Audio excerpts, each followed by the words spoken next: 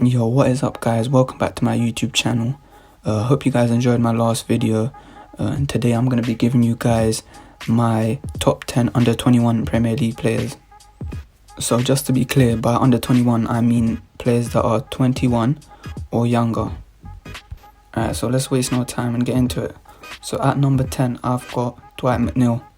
So Dwight McNeil is a winger that plays for Burnley, I'm sure you guys know. Last year he played all 38 league games for Burnley.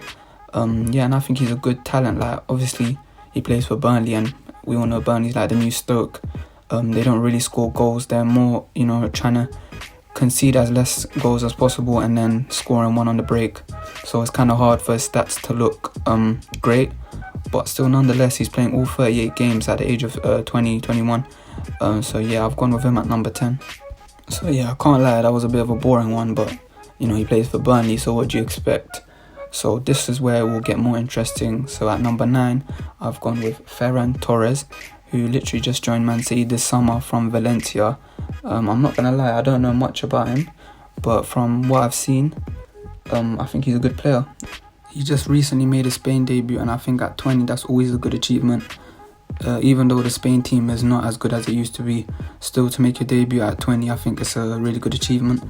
And he has already got 3 goals and 2 assists this season in 7 appearances.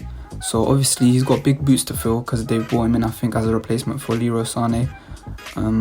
It remains to be seen whether he can replace him, but I think it's a good signing. It's an exciting signing, and even if it doesn't work out, they can probably make back their money on him. Now at number 8, I've gone with Gareth Southgate and Frank Lampard's favourite player, which is Mason Mount. And I know a lot of people don't like him, but I think he's a good player. He literally made his debut season last year for Chelsea, made 53 appearances in all competition, and he's already got 10 England appearances. On top of that, he had 13 goal involvements last season in the Premier League, which shows that at 21, he can go on to be a really good player. I'm not sure whether he'll be, world class or anything like that, like the other players on this list, but I think he's a steady player. He's probably a player that's hated a bit for no reason. And yeah, I think he's a really good player, and that's why I've gone with him at number 8. And so at number 7, I've got his teammate Rhys James, who's obviously a right back. And I think he's also a really good player. He literally just made his England debut, I think last month. And he also had his debut season for Chelsea last season, where he got 40 appearances in all competitions. I think, he's a bit unlucky in the fact there's so many good players in his position, including obviously Saka and Trent. So, I think that takes away the shine from him a bit. But I think he's a good player. I think he's probably better defensively than Trent, and is probably better attacking-wise than Saka. So he's kind of a mix of the both. And I think he can be a really good player for Chelsea. I think he's probably going to be their first choice right back for the next 10 years and could end up being England's best right back, especially if Trent gets moved into the midfield. And yeah, that's why I've gone with him at number 7. Now at number 6, I've got Declan Rice, who is obviously a West Ham player. I was actually quite surprised to find out that he's still only 21, which is crazy. Because he's already made 105 Premier League appearances. He's already played 11 times for England, and he's been wanted by the top 6 clubs for quite a few years. Chelsea were close to signing him this summer. I think Man United wanted to sign him a few summers ago. And I think you need to put more respect on his name. Obviously he plays for West Ham, so he's never going to get the credit that he would get if he played for a Chelsea or a Man United. But still, I think he's a solid CDM. He's one of them guys where, you're not going to expect anything amazing from him. So he's never really going to be talked about among, all the other talents. But nonetheless, he's a very steady, solid player. And I think West Ham will do well to keep him beyond this year, because I think Chelsea or United are going to end up signing him, because I think they both need CDMs. Kante is, I think he's getting on a bit, and Match has been done out here for a couple of years. So yeah, I think Declan Rice is a really good player. And yeah, that's why I've gone with him at number 6. Now as we get into the top 5, I've got Martinelli as number 5. He obviously signed for Arsenal last summer for 6 million from the Brazilian 4th division. And in his debut season last year, he managed 10 goals in all competitions, which was 26 appearances. And I think that is a really good signing from Arsenal. to sign a player from the Brazilian 4th division that was completely unknown, bring him in, and then, you know, he can score 10 goals in all competitions. Obviously, he's been injured, so, you know, that's why I probably haven't gone with him higher up on the list, but I think he's made a really good start to life in the Premier League. His playing style is very, very similar to Alexis Sanchez, and I think if he can stay injury fit, he's gonna be at Arsenal for a couple of years, and, you know, his value probably already is gone up 10 times the way the market works. If Arsenal want to sell him, or if a club wants to buy him, they're probably gonna have to pay 60 million upwards for him. And yeah, I think he's a really good investment, and I've gone with him at number 5. And at number 4, I've got his teammate Bukayo Saka, who I really rate as a player. I think not only is he a very talented, skillful player, but he's also got the right attitude. He came in at left back for Arsenal last year, even though he's naturally not a left back. But Arsenal had problems at left back. He was asked to play at left back. He done it, and now he's a regular in Arsenal's first team. And he's also made his England debut. He's got he had 11 assists last season, which is crazy output for a left back. But not only that, he can play left wing as well. I think that's his natural position, and he'll probably end up playing there later on in his career, similar to Gareth Bale. But yeah, I think he's a player with a really good attitude and a really good future ahead of him. And he's only 18, 19 years old. So yeah, I think he's a really good player, and I've gone with him at number 4. Now at number 3 is where it might get controversial, because, you know, all these 3 players I'm about to talk next are really good players. And it was kind of hard to put them in the top 3 order-wise. But I've gone with Havertz at number 3.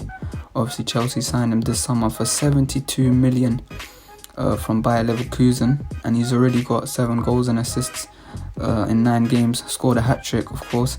And last year, he got 12 goals and 6 assists in the Bundesliga. And I think he's a really good player. I think, you know, they've paid a lot of money for him, so Chelsea will probably expect him to hit the ground running straight away.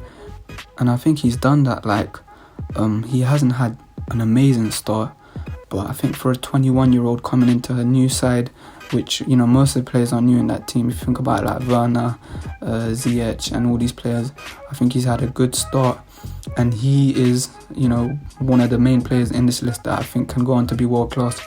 He's already a Germany international, and I think, you know, he can go very far in the game. It depends. Is he going to go down the route of an Ozil, you know, win the World Cup, etc., or is he going to go down the route of a Mario Götze, where he had a lot of promise but then kind of flopped? But yeah, I think Havertz is an exciting signing for Chelsea, and I think no doubt it will end up being good. Now we're going to get into the top 2, and once I give you number 2, you're going to know who number 1 is. So let's get into it. Number 2, Phil Foden, Man City midfielder. I think he's an amazing talent. He got 8 goals and 9 assists last season in all competitions, and already has 5 goals and assists this season. He recently made his England debut, and similar to Mason Greenwood, I think, you know, who obviously is going to be number 1. I think these 2 are amazing players who can go on to be world class. And they're already one of the best players in the league. I think with both of them, it's about attitude. Obviously, they've been getting into a couple problems recently with the England team and whatnot, and I think they're young, so you're going to expect them to make mistakes, but they're in the limelight now, and I think they can't really afford to have too many more like issues off the pitch, because then people are going to stop thinking about how good they are at football and focus on what they're doing off the pitch. So I suggest both of them to, just focus on their football, and I think Phil Foden is a really good player. David Silva is probably Man City's greatest ever player, along with Aguero, and Man City didn't buy anyone to replace him. They trust Phil Foden to do that, and he's like the real big star to come out of their academy. Obviously, they haven't got the greatest history, but yeah, Phil Foden is a really good player, and I think that, in terms of attitude, if he can, kind of keep focus, he'll end up becoming the next, Lampard or Gerrard. I know it's a big say, but his talent suggests that he can definitely get there. Let's see where his attitude will take him. Now, obviously, as I mentioned before, number 1 is obviously going to be Mason Greenwood, who I think is already a superstar. Like, he's so lethal, playing style like Van Persie. He shoots with both feet. He's comfortable. He doesn't crumble under pressure. And last year he got 17 goals in all competitions, despite him not even playing a lot of games last year. Like, he started a lot of games on the bench, came on to score goals, made his England debut. Similar to Foden, I think attitude is like probably the only thing that can stop him from being one of the best players in the world.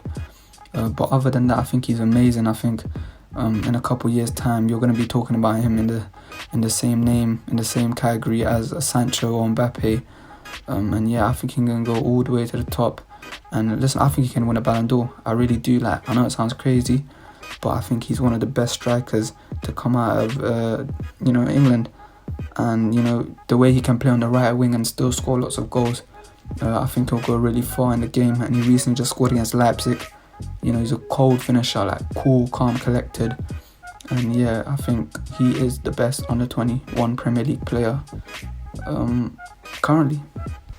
Okay guys, so that was it for your top 10 under 21 Premier League players. I hope you guys enjoyed that video. As I said, this is only my second video. I'm still trying to improve. I'm still trying to give you guys the content that you guys want. But so make sure you just like and subscribe. Comment down below what else you want to see next. Comment below what you think about this video. And I'll see you guys next time.